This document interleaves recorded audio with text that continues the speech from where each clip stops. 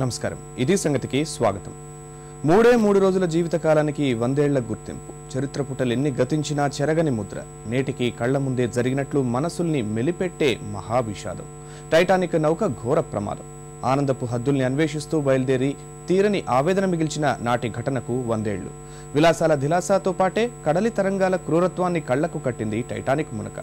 నిశీది వేళ నడిసంద్రంలో నిశ్శబ్దంగా 3 గంటల్లో మొత్తం ముగిసిపోయింది. సర్వం జలసమాధి అయింది. ఎన్నో ఆశల్ని ఆకాంక్షల్ని జేమ్స్ కెమెరూన్ టైటానిక్ ప్రకారం ఓ అద్భుత ప్రణయ యాత్ర మృత్యు కౌగిలికి చేరిన ఆ కొద్ది క్షణాల్ని నేటికి ఏ ఒక్కరూ మర్చిపోరంటే అతిశయోక్తి కాదు. ప్రపంచ చరిత్రలో మరచిపోని ఓ విషాద ఘటనకు 100 ఏళ్లు. సరిగ్గా 100 ఏళ్ల క్రితం అంటే 1912 ఏప్రిల్ 14 అట్లాంటిక్ సముద్రంలో ఉత్తర ప్రాంతం 2228 మంది ప్రయాణికులు సిబ్బందితో ఓ ఓడ వేగంగా ప్రయాణిస్తోంది. సమయం రాత్రి 11:40. సముద్రం మధ్యలో పెద్ద శబ్దం, ఓడలో కుదుపు. అప్పటి వరకు సంగీతంతో హోరెత్తిన చోట ప్రయాణికుల హాహాకారాలు. మంచుకొండను ఢీకొట్టిన టైటానిక్ జలసమాధి అయింది. ఇప్పటికీ ఆ విషాదాన్ని ప్రపంచం గుర్తు తెచ్చుకుంటూనే ఉంది.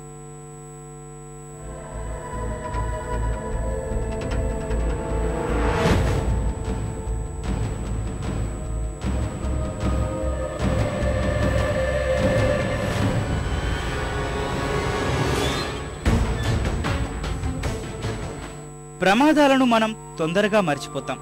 కానీ 100 ఏళ్లైనా టైటానిక్ ఓడ మునిగిపోయిన విషయాన్ని మాత్రం ఎందుకో ప్రపంచం మర్చిపోవడం లేదు. దీనిపై సినిమాలు, నవలలు ఓవైపు, అందులోని వస్తువుల వేలం వార్తలతో ఏదో రూపేణా ఆ ప్రమాదాన్ని గుర్తుకు వచ్చేలా ఏదో జరుగుతూనే ఉంది. తరాలు మారినా టైటానిక్ ఓడకు మానవాళికి ఏదో విడదీయరాని సంబంధం ఉన్నట్లుంది.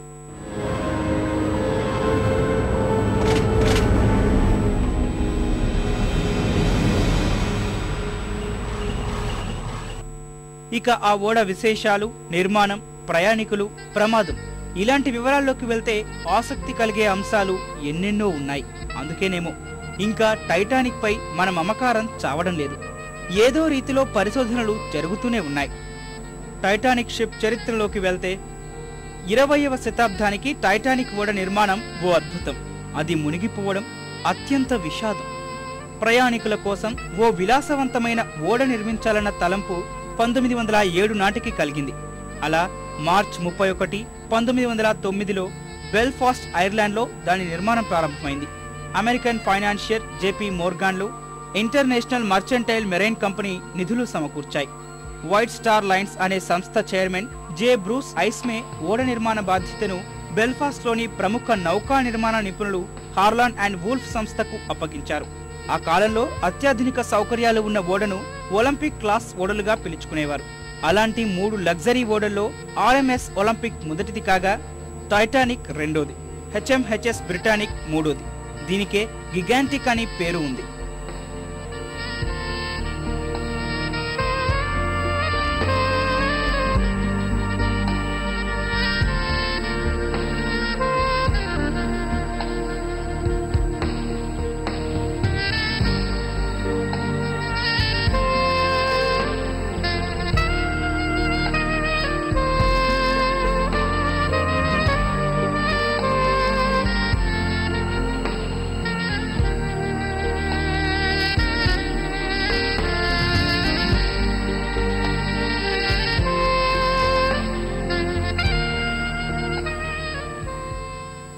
హార్లాండ్ అండ్ వూల్ఫ్ సంస్థ తమకు ప్రధాన పోటీదారు సంస్థలైన కునార్డ్ లైన్స్, లూసిటానియా, మారిటానియాకు పోటీగా ఆర్ఎంఎస్ టైటానిక్ ను నిర్మించారు.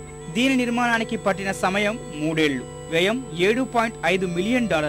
3000 మందికి పైగా ఎక్కువ మంది నిపుణులు, శ్రామికులు దీని నిర్మాణంలో భాగస్వాములయ్యారు. ప్రస్తుతం ఇలాంటి ఓడ నిర్మించాలంటే $400 మిలియన్ ఖర్చవుతుంది. ఓడ 882 అడుగుల 9 అంగుళాల పొడవు, అడ్డము వెడల్పు 92 అడుగుల 6 ఇంచులు, ఓడ ఎత్తు 104 అడుగులు, 46,328 టన్నుల బరువు, నౌకాయాన లోతు 34 అడుగుల 7 అంగుళాలు. టైటానిక్ ఓడలో 9 డెక్లను ఏర్పాటు చేశారు. వివిధ విభాగాలకు ఈ డెక్లను కేటాయిస్తారు. ఇక 3 ఇంజన్లను ఇందులో ఏర్పాటు చేశారు. 29 బాయిలర్లు ఉన్నాయి. 4400 వాట్ల విద్యుత్ను ఉత్పత్తి చేసే జనరేటర్లను ఇందులో ఏర్పాటు చేశారు. ఓడ బంకర్లలో 6,611 టన్నుల బొగ్గును నిల్వ చేశారు. స్టీమ్ ఇంజన్ కోసం ఏర్పాటు చేసిన కొలిమిలో ప్రతిరోజు 825 టన్నుల బొగ్గు మండించేవారు. ఇందుకోసం 176 మంది 24 గంటలు ఇక్కడ పనిచేసేవారు. రోజు 100 టన్నుల బూడిద సముద్రంలో పారబోసేవారు. టైటానిక్ పూర్తి వేగ సామర్థ్యం 23 నాట్స్ పర్ మైల్.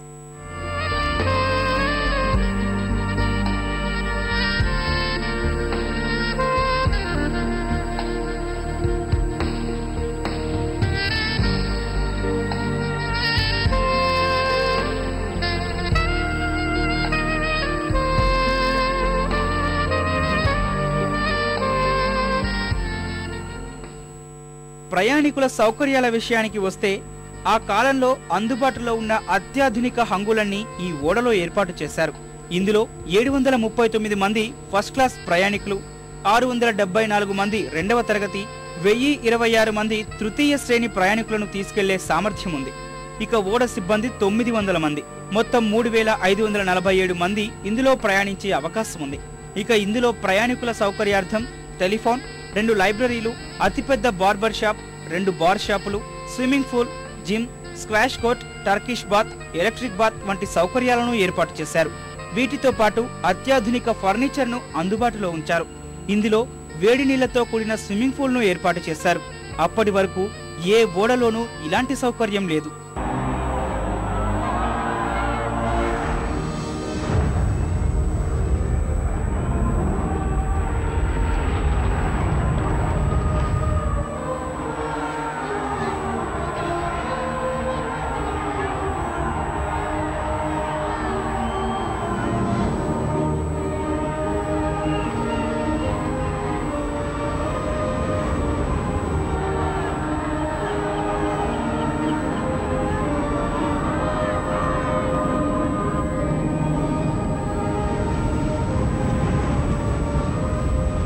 మెడికల్ సౌకర్యాల కోసం 2 వైద్యులను అందుబాటులో ఉంచారు. టైటానిక్ షిప్ లో రోజుకు 14,000 గ్యాలన్ల నీటిని వినియోగించేవారు. ఇందులో లగ్జరీ ప్రయాణికుల కోసం 28 అలంకరించిన first class suits, 4 electrical elevator సౌకర్యాన్ని కల్పించారు. 50 టెలిఫోన్ స్విచ్ బోర్డులు ఏర్పాటు చేశారు. టైటానిక్ షిప్ ప్రయాణికులను చేరవేసే ఓడ అయినా కార్గోను, ఉత్తరాలను బట్వాడా చేసే రీతిలో నిర్మించారు. Royal mail, United states of post office గా సేవలు అందించేదిగా గుర్తింపు పొందింది. వీటితో పాటు వివిధ రకాల నగలు, నాణేలు, విలువైన వస్తువులను తనతో పాటు తీరానికి చేర్చేలా ఓడలో సౌకర్యాలు కల్పించారు. 20 లైఫ్ బోట్స్ ఉన్నాయి. 14 బోట్లలో 65 మందిని ప్రమాద సమయంలో రక్షించే అవకాశం ఉంది. మిగిలిన వాటిలో 47 మందిని రక్షించేలా రూపొందించారు. 2 ఎమర్జెన్సీ కటర్స్ ను ఉంచారు. వీటి ద్వారా 40 మందిని రక్షించవచ్చు. 3,560 లైఫ్ బెల్ట్లు, 48 రింగ్ బాయ్లు అందుబాటులో ఉంచారు. 892 మంది క్రూ అధికారులు, 7 కెప్టెన్లు ఉన్నారు. ఇన్ని సౌకర్యాలు, హంగులు ఉన్న టైటానిక్ షిప్ తన తొలి ప్రయాణంలోనే మునిగిపోయింది.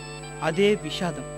ఇందులో సౌకర్యాలన్నింటినీ అందులో ప్రయాణించిన తొలి ప్రయాణికులు తమ అనుభవాల్ని పూర్తిగా ఆస్వాదించకుండానే మృత్యువాత పడ్డారు. ప్రపంచానికి టైటానిక్ గొప్పదనాన్ని తెలుసుకునే అవకాశం లేకుండా పోయింది.